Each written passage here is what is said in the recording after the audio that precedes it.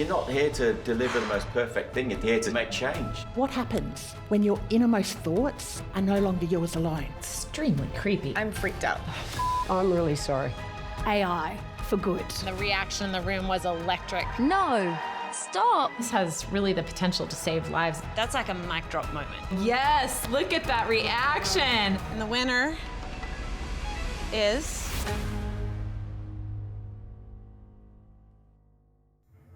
My name is Reggie Watts, and my life changed forever when I got the opportunity to speak at TED. Now, TED is searching the globe for ideas that could change everything.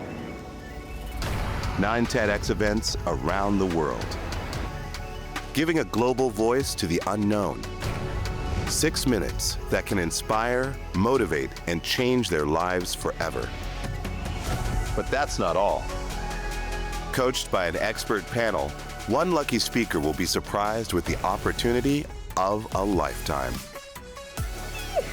It's just so exciting. Wow!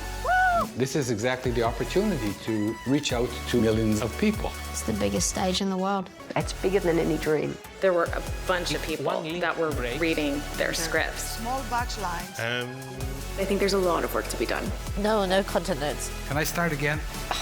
This cannot. It blew me away. I'm really sorry. So big. This is the TED Idea Search.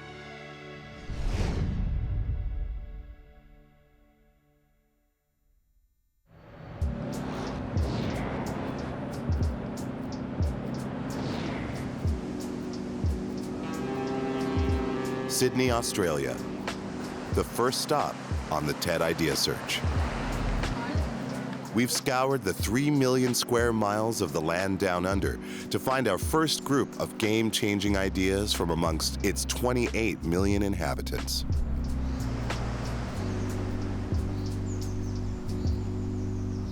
Hello, speakers. Welcome, y'all. You were chosen because we believe you have an idea that is truly ready to be shared on the stage with the world. My name is Dr. Vanessa Perotta, and I'm a wildlife scientist. TED has always been a name that I've forever had in my vision board. It's been many years to be sitting in this seat. What I see come out of this is collaborations, opportunities, diverse global thought processes. Tomorrow, I will be sharing a really simple idea that we can use AI for good for the detection of illegal wildlife trafficking globally. Seeing illegal wildlife trafficking happen is a horrible thing. It's a cruel thing. Animals will die as a result of it. There are not many direct applications from using artificial intelligence, and this is one promising complementary tool to the world's frontline efforts to detect trafficking globally. As part of this global idea search, just one of you will be chosen to go on and take the main stage at TED in Vancouver. This is TED's flagship conference. It's a place where the talks are seen by millions, where movements are born, where perspectives are shifted, and where lives are changed. But the opportunity to go to TED Vancouver is, it's bigger than words. I am excited for the competition. I really would love to earn my spot on the TED main stage in Vancouver. Earn is the word to focus on. It would be a wonderful experience. I mean, it's 1 out of 10, so it's going to be hard. Yeah, we don't think we've got a cat and nails chance, but we're here for the fun. Only one of you will go on to take the stage there, so you're gonna have to work hard and prepare hard. My name's Lorraine Finlay. I'm Australia's Human Rights Commissioner, and my job is to protect and promote human rights in Australia. The idea that I'm sharing tomorrow on stage is about neurotechnology, which is this amazing technology with huge possibilities, but I'm looking at it from the human rights risks that it poses and asking the question, how can we engage with this technology without losing our humanity and protecting what it means to be human? So that we don't just find ourselves down the track having fallen into a future that we had no say about, but we're actually making choices now about how we embed human rights in technology. This is an issue that affects everybody. tomorrow, you're gonna give your talks. And we, the TED panel, Kelly and Eleanor and I, will be listening very carefully. I'm Kelly Stetzel. I'm leading the TED panel. My role at TED for the past 20 years has been curation. So I've worked with thousands of speakers on the TED stage to select them, to help them develop their talks and get them ready to share them with the world. I'm so passionate about this initiative in particular because it brings up ideas that we could not have found any other way. Things that I look for are really the strength of the idea, but you then have to make it land. The delivery is how well they connect with the people in the room. My name is Kelly Shu. I run TED's YouTube channel, so anything that gets distributed on TED's YouTube goes through me first. I always believe that content is king, and so if it's a great talk and it's great delivery, it will do well, but selfishly, I'm always looking for a really concise way to present it to people. I plan to bring my knowledge of what I think our audience enjoys. You can honestly have an amazing talk in person, but sometimes on the screen, it's not as intriguing as it was in real life. I'm a sucker for an inspiring TED Talk that just makes me feel like there's hope again. Joining them on the panel is Sydney local and TEDx organizer, Eleanor Gamble. We are such a vibrant city. We're a very outdoors city, very connected to nature and the natural world. There's a lot of creativity. There's a lot of intersection between different cultures in Sydney. For a winning talk, I am looking for ideas that are going to shift the way that we're thinking about the world at the moment. I'm looking for ideas that will meet this moment in time, ideas that are truly contributing something that we don't already have. I'm looking for a very significant level of ambition in the ideas that are being shared. I'm so excited, guys. We are here at beautiful Bondi Beach. You are here representing Australia and the South Pacific. We have such a rich tapestry of culture and creativity here. So good luck. Good luck, everybody, and have fun!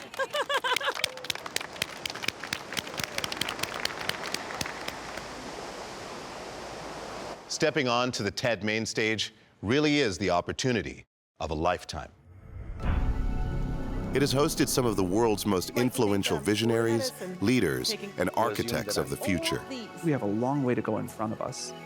Sharing their ideas to a room of thousands, entrepreneurs, investors, and changemakers, each waiting to be moved, provoked, and inspired. This is a moment when we have to rise to this occasion.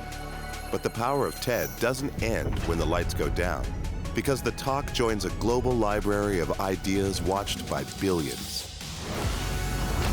Doors open, media attention, book deals, and funding and support for their projects.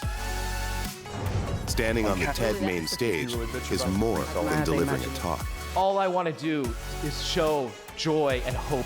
Your impact magnified far beyond the moment. Bonjour. That's what life is about daring greatly, about being in the arena. It's a journey I've been on myself, so I know how hopeful the speakers will be for that opportunity.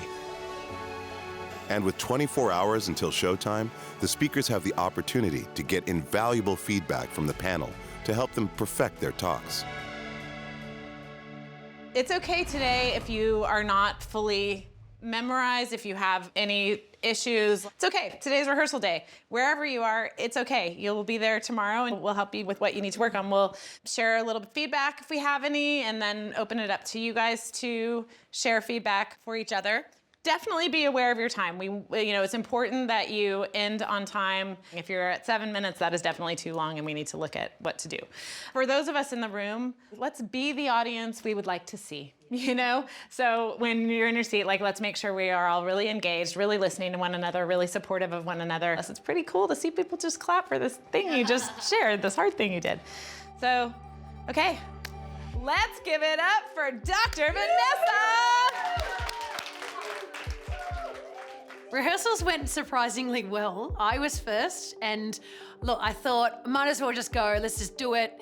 And it was great. I was met with such an encouraging, warm environment. Meet the shingleback lizard. These lizards are found in the Australian outback under leaf litter and tussock grasses. These animals are trafficked because people can make big bucks through the illegal pet trade. And people will stuff them in luggage, post, and often they will spend days or even weeks covered in their own feces and little air, and some will die in the process. We can only help those that we detect. The other speakers were amazing. So many different insightful topics. It is amazing to make this selection of 10 Australia-wide. My name is Jessica Owen, and yes, I am a highly intelligent individual, even though I am unable to talk via my mouth. The big idea I feel I need to share with the world is, when an individual is rendered as non-verbal, it does not mean they don't have a voice, opinions and knowledge to share. I want to change this by educating people on some of the best and simplest ways to communicate with us, especially in emergency situations. You cannot imagine what locked-in syndrome is like until you actually experience it for yourself. It is beyond terrifying, totally alone and powerless to save yourself. That is why I want to spread awareness of how to communicate with those who can't verbally speak. I want to help stop others from experiencing what I have. Neurotechnologies refer to devices and systems that directly interact with your brain and your nervous system. This technology is developing so rapidly, and it offers astonishing possibilities. But it also creates risks that we've never had to face before. I was really nervous, and rehearsals are always a good chance to shake that off, but the best part, honestly, was getting to hear all of the other speakers. They are absolutely amazing. The ideas they have are incredible, and I think the audience is in for a real treat. Most ideas fall over. They don't go anywhere. But the really good news is, Harry, my business partner, and I, we have failed thousands of times, and we've got a special formula we can share with you. I'm Harry Robinson, I'm 14. We're sharing a formula to help people expand their ideas and bring them to life. Harry and I, we're co-founders of a brand called Good Citizens, and we failed 2,500 times, so we know all about failure. So we just want to share this thing that could help people, because there are people out there that will watch this, that will have an idea that could change the world, but just don't know how to bring it to life. We're going to share something with you that you can use in your life, and it's called the 3 Ps. Purpose, progress, and perspective. The other speakers were really inspiring. Like, I got quite emotional listening to how passionate they were. Today we bury them in Botox. We call them Karen. I am so sorry to all Karens out there.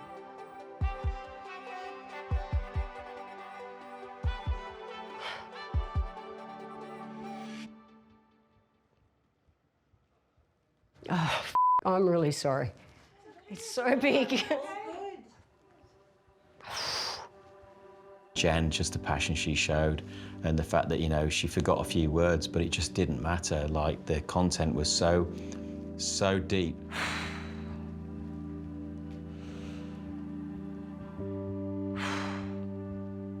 She just cared so much. That's why, you know, she just kind of kept forgetting a few things, but it didn't matter. She was so inspirational. I've lost it, sorry. I need my words. I'm really sorry, guys. I gotta sort this emotion out before tomorrow. No, it's just so big for me. I know what I want to say, but it holds so much energy for me. Yeah, I cried. And you know, it's not an embarrassed cry, it's like tears of the women who aren't going to get to this age because their lives have been stolen. I feel that responsibility to share their message. So yeah, I cried. Crying again. I just cried. I've lost my spot totally. I don't think you should apologize for it. Thank you. I think Jen is doing such a beautiful job in bringing all of her emotion into her talk. She cares so deeply about the topic she's speaking on. Your eye contact is so good, and you do it in this way of like, it's so authentic too. You're not just trying to scan the room. You're like letting a point land, and you will be getting warm feedback from everyone in that audience, and certainly from us. I'll keep it together, I promise. Fantastic. I think Jen is going to deliver a very meaningful, very authentic talk tomorrow. You're not here to deliver like the most perfect thing. You're here to connect. That's right. And make change. Yeah. Yep.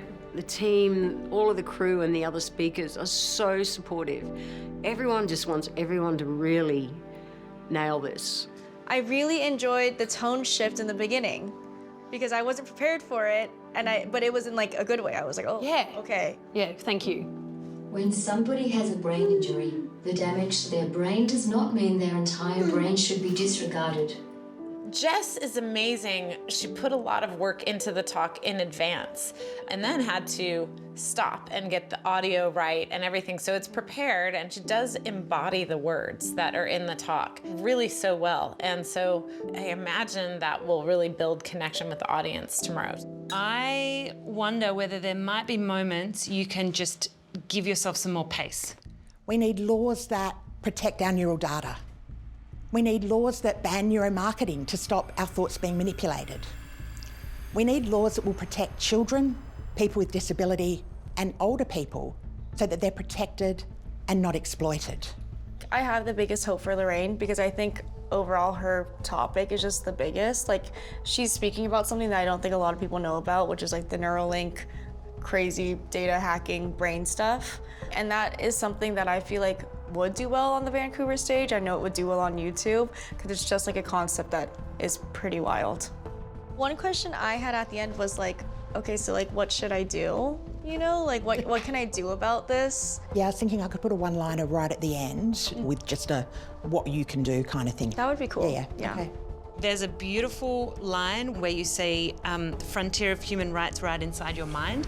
That line, that's like a mic drop moment, you know? We really want that to land, so don't rush through it. Just really articulate those words on that line. What we talked about kind of adding, changing today could really help the talk level up. Kelly and the crew said that today's scarier than tomorrow, so I like to think I won't cry as much tomorrow. We'll see. How I'm feeling about tomorrow, I feel really excited. In a way, I've been handed this gift of 6 minutes to influence the world, and we are just normal people wanting to have a go, but I've definitely felt overwhelmed with just making sure it's the best possible version of an idea it could be.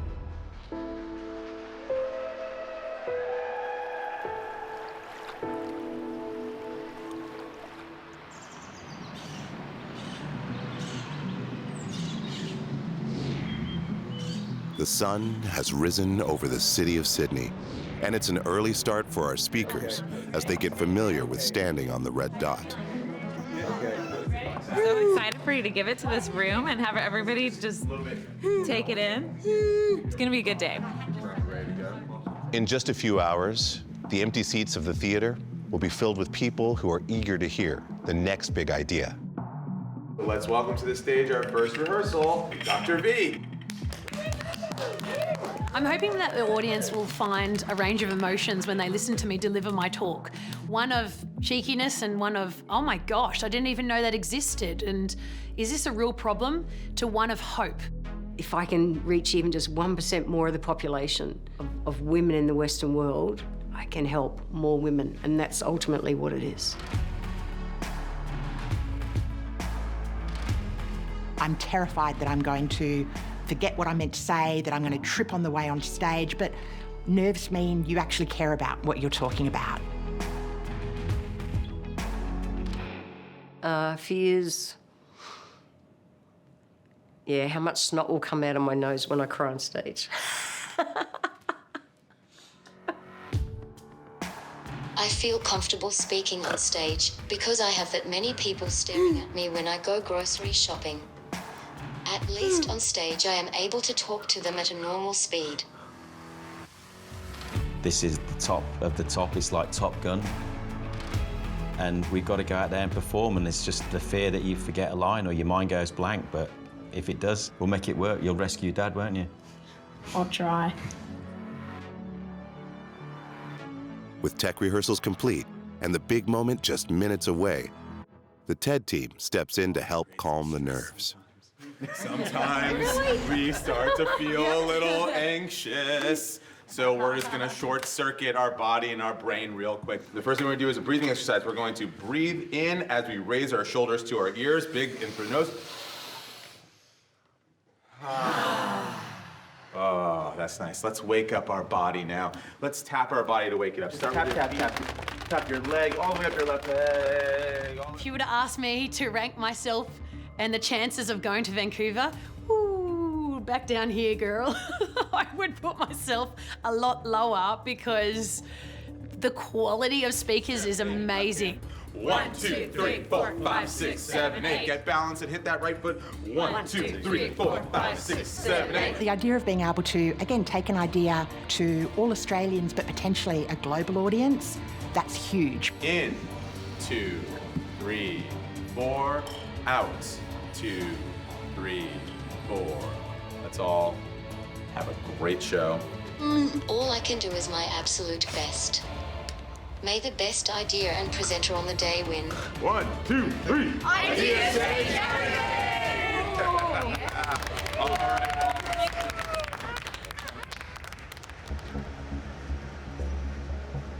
It's 1 p.m. in Sydney and showtime. As the audience takes their seats, last-minute changes are locked in, and TEDx Sydney is moments away from going live.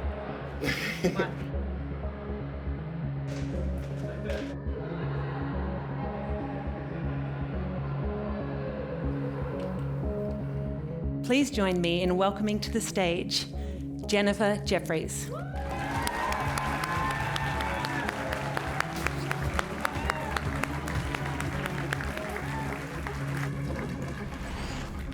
All right, so exciting, so exciting. So first up we have Jen talking to us about celebrating wise women. I know. She was super nervous yesterday, so hopefully she can bring it together today.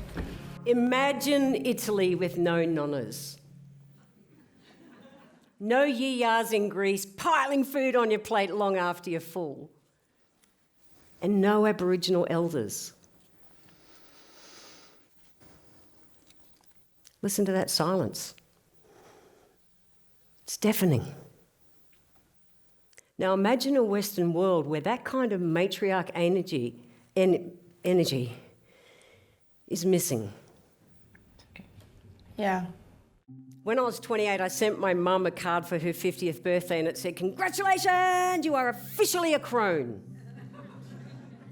To me, crone meant elder, truth teller, and wise woman. Yeah, Mum didn't take it that way. In fact, she was horrified. And that moment showed me how deeply we had erased the most important role in a woman's life. When we lose our elders, we lose our emotional regulation. Neuroscience shows us that one calm nervous system can regulate an entire community. And that's what our wise women do. They don't just guide us with words, they guide us with their presence. Yesterday she was crying and it was so emotional, and I have a feeling that's why the pauses are so long today, because she's trying to hold it together. How do we begin? Once a month. Gather with another woman and share a story that matters. And let it grow into a circle, into a gathering, and into a bloody movement. Okay, we hit the 6-minute mark. Wherever you stand, at your table, in your team, and in your town, be the wise woman in residence. Own it. Gather others. Get visible. Write, speak, teach, collaborate, and be the calm in the chaos. More than a minute over. Mm-hmm. Her passion's really showing. Her passion is showing. We were never meant to fade away. Not at 50. Not ever. Thank you. About a minute and a half over. Yeah, minute and a half over. Okay. It looks like The audience love really her. loves it. As the talk is right now, it feels really targeted to a certain demographic, and I'm just wondering if it could reach that global level for the audience in Vancouver. I'm shaking. That clock goes so fast. And I'm happy. I think they heard me. That was important to me. Now we've got Nick and Harry, the father-son inventor duo who make the cool glasses out of plastic waste. Yep. Talk about failure, and they give us 3 key steps on how to do it right. Yep. We open on a hot, steamy shower scene. This person doesn't know it yet, but they're about to have an idea. Harry is a professional. Yeah. They were so good in rehearsals too. Yeah. 7 years ago, I was tired of the world drowning in plastic waste, so I asked my dad to help us. I asked him to save the world. We need an idea, he said. Hell, I only picked him up from school and then I'm charged with saving the world. And the audience is happy. So I did what every parent would do. I quit my job when we set out on this journey. You're not meant to laugh at that bit. We took one of the world's biggest problems together and we put it on the people's faces. We took this 600ml plastic bottle in Sydney. We made it into the glasses I'm wearing today. You're doing such a great job as a duo. I know. I mean, this duo is like pretty iconic. Yeah. What's my line, Harry? Ah, yeah, that's the one. Thanks, business partner. So, Was that scripted? That was so good. The question. oh yeah, sorry. What's the one question we always get asked? Because we always get asked lots of questions, but it is, how did you fail 2,500 times and keep going? I love that Harry knows the talk so well. He's giving his dad lines. I was just so engaged and so into the crowd that I did forget a line, but I just said to Harry, hey, what's my line? You know, And then you said, thanks, boss, because I'm your boss. Oh, did I say? I think the takeaway about lessons from failure could really come from any entrepreneur. I agree. I wish it was more about like their specific, unique experience. And there's loads of TED Talks about failure. So it's not anything super new, but like their dynamic brings a light to this topic. What you're looking at is a picture of a shingleback lizard that has been stuffed in a sock, had a cable tie around its neck, and tried to be trafficked out of Australia. This is an example of a global problem known as illegal wildlife trafficking. Some will die in the process. My team and I have created world-first algorithms for the detection of illegal wildlife trafficking. In other words, this is the ultimate example of AI for good. She's so good. She really is. The audience is so engaged with her too, if you look at their faces. We're using 3D X-ray technology, which allows us to look in and around items of what's in your bag. So if you are trafficking a lizard in your bag, with other things naturally, and you scan this through a machine that we've put algorithms on, fitted with one of our algorithms that we've developed, and it goes through, something like this will happen. Ready? Bing! Bing! A lizard in your luggage. This is a photo of a successfully detected shingleback lizard in the algorithm. And at the same time, an operator might go, aha, there's a lizard in your luggage. I'm just joking, not his luggage. She's so charismatic. She's really bringing it to the stage. She works the stage so well in her movements. What my team and I did here in Sydney was get a stash of deceased shingleback lizards, some of which were trafficked, and over time we create an image reference library. She's really been thoughtful about her slides too. I think they're like the way she kind of uses them is really effective. Yeah. Which we can then take to build our algorithms. And then the ultimate end goal is deployment at the front line of Australia and globally. This feels like a great topic to go around and to share with local schools, but for Vancouver, we need something that goes a little bit deeper. Well, the good news is, naysayers out there, we have algorithms for other animals, like birds. Because a bird, believe it or not, regardless of the species, looks like a bird under X-ray. How cool is that? Cool, hey? I think there were a lot of places she could have really gone deep and like really taught something that like no one knew before, because she obviously has the credentials for it. Like, I wish I even knew more about like endangered species and the trafficking of it and how severe it is. Oh my gosh, I could cry. Yeah, I mean, I've been working for the global stage for years and years. And I'm not going to cry, but I mean, it would be amazing. It would go beyond me of what I am as a scientist. It would go telling the story of a really global problem that people should be aware of. Next up, we have Lorraine. She is Australia's Human Rights Minister, and she is going to be talking about neural implants and privacy. Yeah, I'm excited for this one. Imagine waking up, thinking about that all-important morning coffee, and based on your thoughts alone, your coffee machine starts brewing. This isn't science fiction. It's neurotechnology.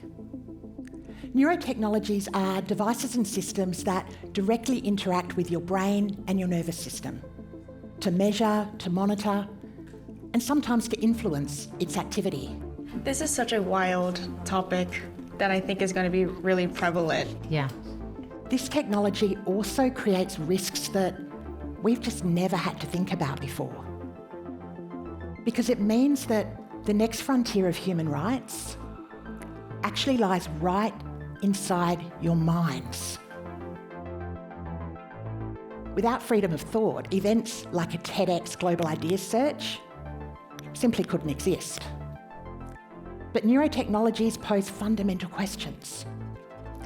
What happens when your innermost thoughts are no longer yours alone? Extremely creepy. Yeah, I'm freaked out. Right. From government, we need human rights-centred laws. Laws that protect our neural data. Laws that ban neuromarketing. Laws that ensure children, people with disability, older people are protected, not exploited. Thank goodness Lorraine's doing the work that she's doing. I know. I feel like I am actually learning so much from this talk. It can sometimes feel as though technology just becomes part of our life and we don't really have a choice. But we do.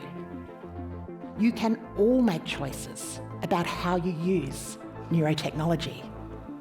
And your choices should consciously prioritise your individual rights and freedoms. This is great because this is exactly what we wanted yesterday. Yeah, she's really built on that conversation in rehearsal. Yeah. We should be embracing the miraculous possibility that is neurotechnology. But we have to do it in a way that remembers to protect what it is that makes us human. Thank you.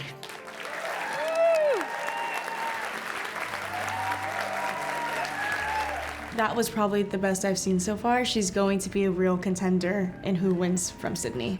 It's going to be tough to beat. Yeah. I think I just gave a speech, but I'm not actually sure. That was wild. Picture seeing your little niece, Gracie, about to touch the stove. No!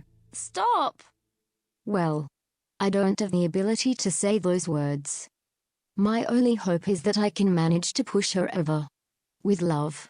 It's just amazing, her expressions and her eye contact. I mean, she's right in sync with the words as they come out. It doesn't feel acted or anything. Now what happens if you are in a hospital bed, unable to type whilst lying flat? You know the location of your injuries, but watching in terror, you witnessed the nurse walked straight past the notes on the foot of your bed. They are about to roll you straight onto your operative site. What could you do to prevent the extreme pain that you know is coming your way? Nothing. She's giving like really real insight that I don't think many people know about. By no means do I blame the nurse. They were never taught how to communicate with nonverbal patients. All it takes is knowing one little thing. Simply ask us to look up for yes and look down for no. I love this. It's such a tangible action for everyone to know, and we should know. I am also diagnosed with cerebral palsy, which has led to me being nonverbal. Not being able to speak robs you of your true identity. When somebody has a brain injury, the damage to their brain does not mean their entire brain should be disregarded. I am nonverbal because I can't control the muscles in my mouth to form words. Speaking evokes many muscle movements in your mouth. Focus on saying the single letter J. Visualize sounding the letter out. Did you feel your tongue on the back of your teeth as you sounded the letter out? I am unable to move my mouth and tongue that way, which is the sole reason why I can't talk. I would like to share with the world today, being nonverbal doesn't mean we don't have a voice, opinions and knowledge to share. Something we don't even think about, it's the whole thing that prevents her from speaking.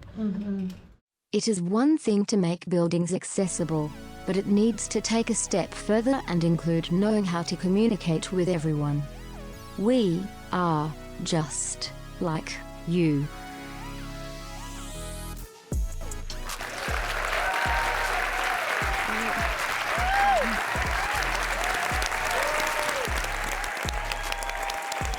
Oh, yes, look at that reaction. Look, people are like, their hands are in the air. This is just, what an incredibly enthusiastic response. This is ticking so many boxes. We've learned something about a new subject matter. We've learned, really, in a really deep way, we've learned her personal experience and the safety part of this. I mean, this has really the potential to save lives. People in Vancouver also need to hear this. Like, it should be a worldwide known thing. Like, her talk should be known. I think it went well judging the looks on the audience's faces. Nobody left. I feel like I successfully presented an idea that has the potential to help many people communicate. With each of the talks complete, the event comes to a close. The audience leave their seats, giving them a chance to digest the afternoon's ideas. I think it was really exciting to get to see such a broad and diverse range of speakers. They were all, so courageous to get up there and spoke with real confidence. Standout speakers, definitely Jess. I loved it. Standing ovation for her across the room, it looked like. There was one standout, Dr. Vanessa Perotta. She spoke about the trafficking of wild animals. I didn't realise the ongoing impacts that does have, and I just thought she was an amazing speaker. Jennifer was great, leading the flag for women all across Australia, and the nonners, she was fantastic. We really enjoyed her. I want to specifically shout out Lorraine Finlay. I think her speech in particular was the most forward-thinking. Neurotechnology and human rights is a really unique and novel approach to something that I think is going to only become more and more relevant and a more pressing issue as we move forward. I think my standout speaker of the day would be Jess. I found it really relatable. I've got family, friends who are in similar situations to her, cerebral palsy, and I think they deserve to be seen as human beings as well, and I think that's maybe seen as an oversight of day-to-day life. The audience may have their favorites, but now it's down to the panel to decide who will be heading to the TED main stage and getting the opportunity of a lifetime. Wow, guys. Yo, that was amazing. That was big. That was big. That was incredible. What a show. And now we've got a conversation to have and a decision to make. I hate that we have to choose one. All right, Nick and Harry. Harry's gonna be very successful when he grows up. Can I just say that? The way he knew the lines better than Nick was hilarious today. The banter between them is so good. So good. Yeah, that was great. Yeah. Jen, I do think today that the emotion really still showed, but she was able to sort of keep it together. Jen is so passionate about her topic. It's unfortunate, though, that she was a minute and a half over the 6-minute mark. When everyone gets 6 minutes, when someone goes over by that much, it's kind of unfair. And that's something that we really have to think about when we're thinking about who goes to Vancouver. Jess, the reaction in the room was electric. People stood up. They really leapt from their seats and gave her a standing ovation. Yeah. That was something else. She is a person who can't talk, giving a talk, and it's about talking. Talk about talking. Yeah. I mean, it's interesting for a non-verbal person. She taught all of us in the room so much about communication. Yes. People would click on that because people want to see how she would do such a thing. I know this would do well on YouTube. Lorraine. I love Lorraine. I think her idea is such a big topic right now as technology is taking over our lives. You know, she had a standing ovation. She got an electric response from the audience. She really connected in the room today, too. Dr. Vanessa. Best energy in the world. I wanted this talk to somehow go a little deeper, but I love the sort of the hope she brings to the work that she does. She brought a lot of animation, actually, to the delivery, and she did that really well. We have discussed, I think it's down to one of these two. Great, this is so exciting. Let's get up there and tell them the news. Let's do it.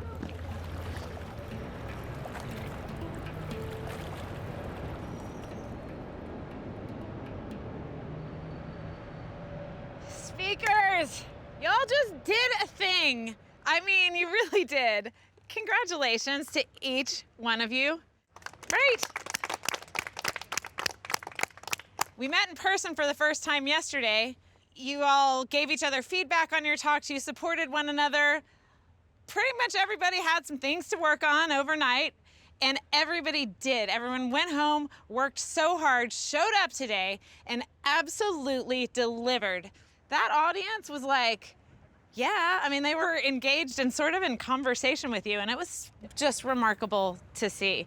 You guys absolutely crushed it today. I cannot wait to post your talks online. They deserve to be seen. They deserve to be heard. Everyone's ideas here is like so important. But we can only bring one person along to Vancouver for TED 2026. We were so moved by our winner, as was the audience. So we have chosen a winner. And the winner is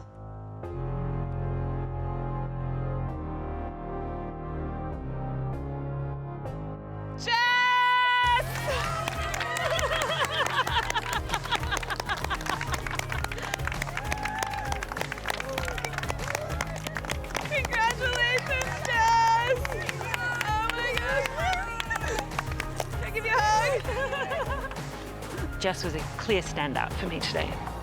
She's sharing a message that is for the world and that I think is very resonant for people all over the world, no matter the culture or the language.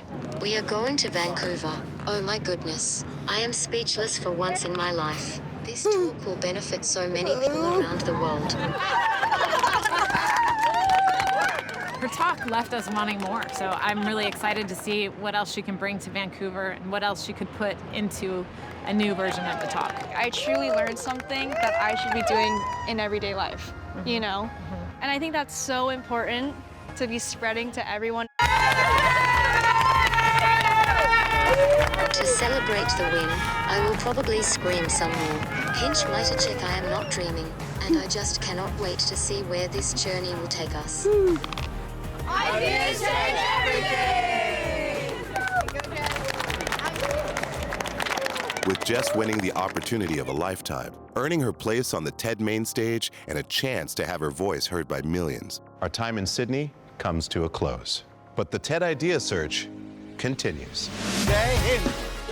Next time, things get spicy as we head to India. Loves, losses, victories, failures. The bar is so high. Maybe it would be me. There's an extraordinary in the ordinary. A mother once begged me to let her 4-year-old daughter die. Oh,